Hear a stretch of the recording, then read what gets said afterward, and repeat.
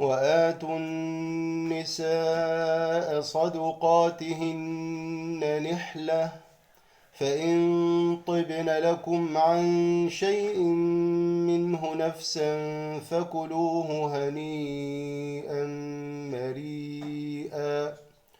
ولا تؤتوا السفهاء أموالكم التي جعل الله لكم قياما وارزقوهم فيها واكسوهم وقولوا لهم قولا معروفا. وابتلوا اليتامى حتى إذا بلغوا النكاح فإن آنستم منهم رشدا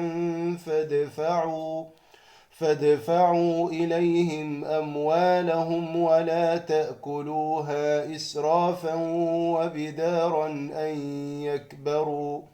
ومن كان غنيا فليستعفف ومن كان فقيرا فليأكل بالمعروف. فإذا دفعتم إليهم أموالهم فأشهدوا عليهم، وكفى بالله حسيبا.